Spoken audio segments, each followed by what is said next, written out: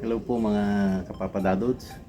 Meron naman po akong isi-share sa inyo mga nurse o iba pang medical fields na balak mag-abroad o mag-take ng NCLEX para po sa US State Board. Ito po yung lugar na doon sa Makati para po magkaroon po kayo ng idea tungkol dito sa location kung saan po ginaganap yung examination para po sa mga nurse at iba pang medical field dito po sa Buendia, Makati.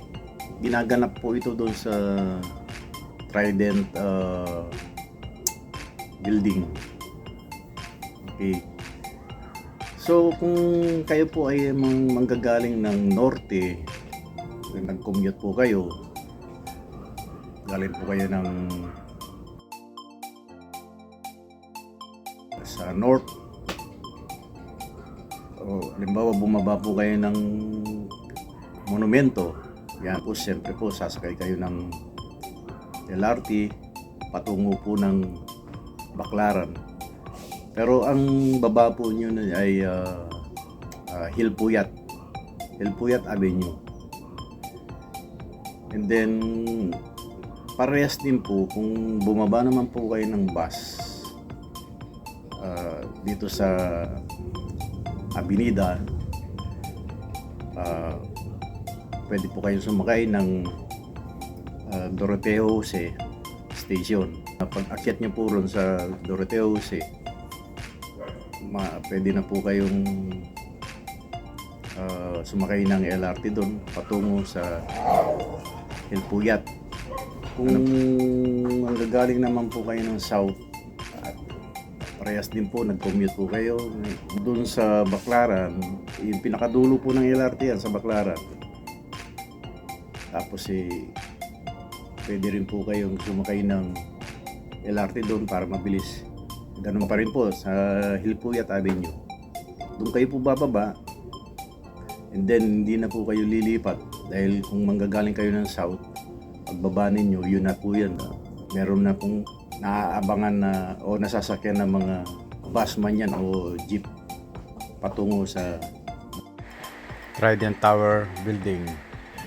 Pag nanggaling naman po kayo ng north, bumaba kayo ng Hilpuyat, pagbaba nyo po ron, Hilpuyat Station, pag nakita nyo po yung footbridge doon, tatawid po kayo sa kabila, and then pagbaba nyo, yun na po, abangan na po yun ng mga jeep at saka bus papuntang Trident building. Yan po yung kahabaan ng Buendia Avenue. Mag-exam ang aming pong punsong anak. Sinamahan namin siya para po siyempre safety purpose din po, para po sa ating mahal sa buhay, para maging relax po ang ating pong anak kung siya po ay magtitake ng exam. Mas maganda po ay samahan po natin sila. O tara po, tunghayan na po natin.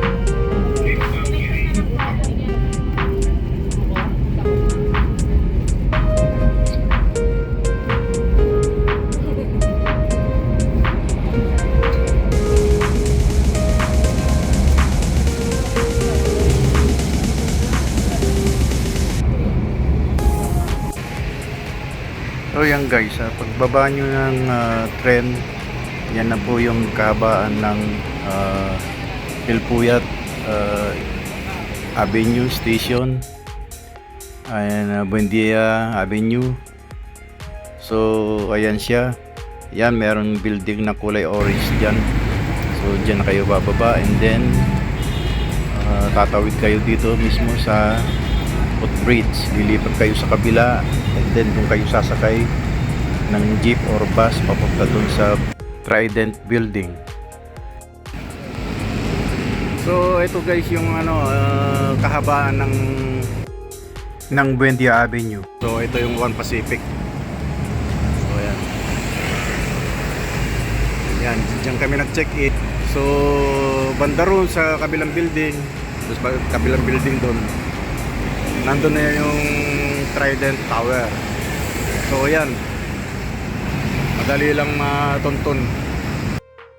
Ito ang kanyang address. Nandito kami sa pinakatuktok ng building. Wow, 37th floor. Ayan, no? Taas.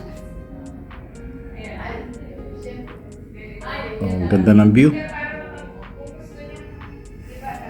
Bukas review ko rin to kung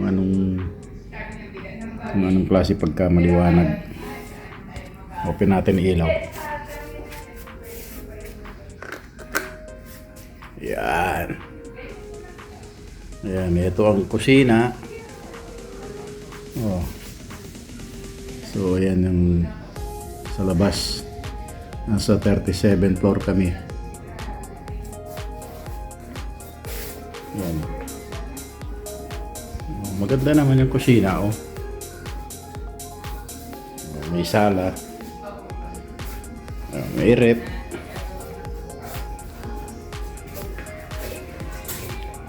Ito yung CR niya. May shower room. Ayan.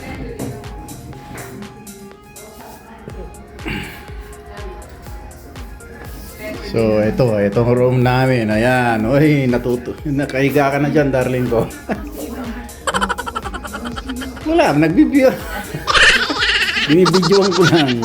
Parang may remembrance ka. Oh. Oh, yan. Wala eh. Oh, wala ka mang mapiling eh. Ito na talaga yung pinakamalapit. Pagbaba mo, yun na yung Trident Building. So, okay na rin dito. Kahit papano. Nandito nga pala kami sa One Pacific Place. Dito sa Makati. So, yun na nga. Ito na lang yung napili namin na pwedeng pag overnight. Para nabukasan ay exam na ni Bunso.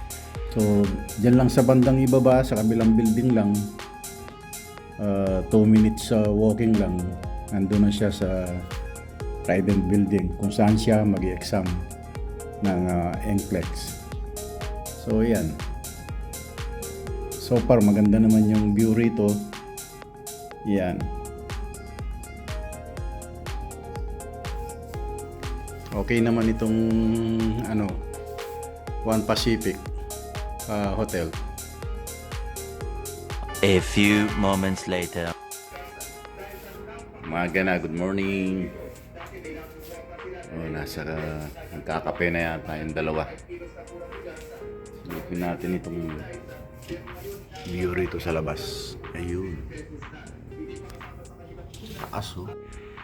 So, yung twin building na yan, yung may mga bakbak na pintura, yung kulay gray at saka yung parang yellow na yan or beige, mocha, parang ganun.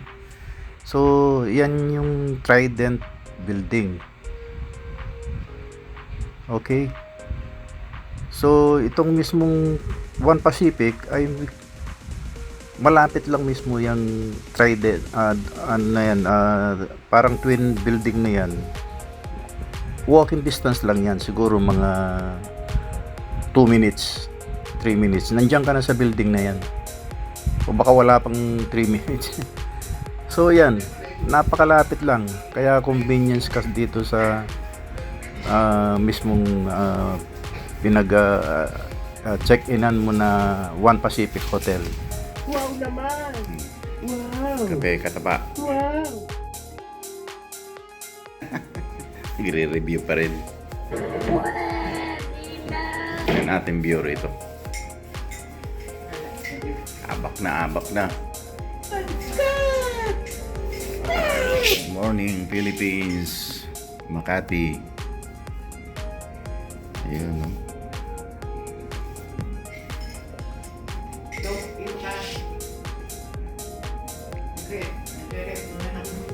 Oh, dun.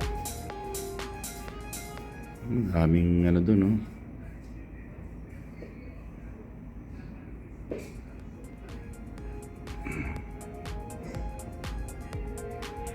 So yan, tanaw na tanaw mo dito mula rito sa hotel itong Trident building na pagdadausan ng exam ng NCLEX sa mga nursing. Sana all.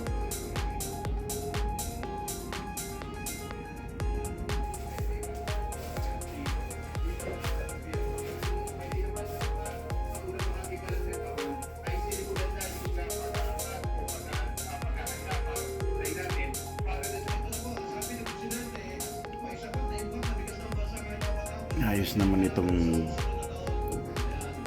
kwarto. Maganda naman din. At ayan. Kita mo na rito yung view.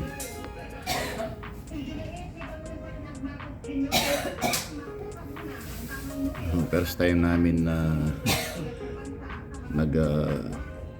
stay dito sa Wow! mataas na floor ng building na ito. Yan.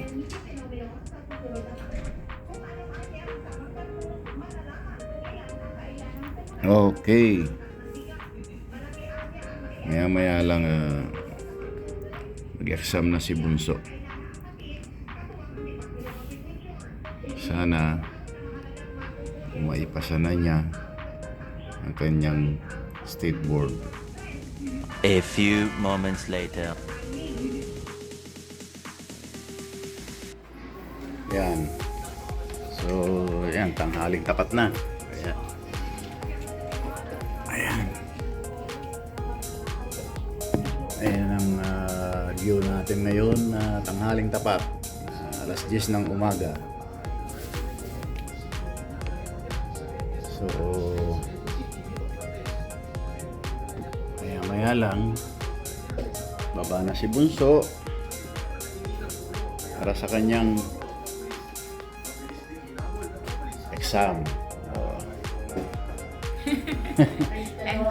Pray natin si Bunso na sana makuha na niya ang kanyang state board. Okay. Are you ready? Ready na? Ready to fight. Okay. Bye-bye na. Ganda ng view. So, sakayin tayo ng elevator. Bye! Uwian na. Uwian na! Ay, hindi pa. Hintay pa na. Magmamall na! Okay, sige. Yun. Escalator kami. Elevator kami. Okay. Ground floor.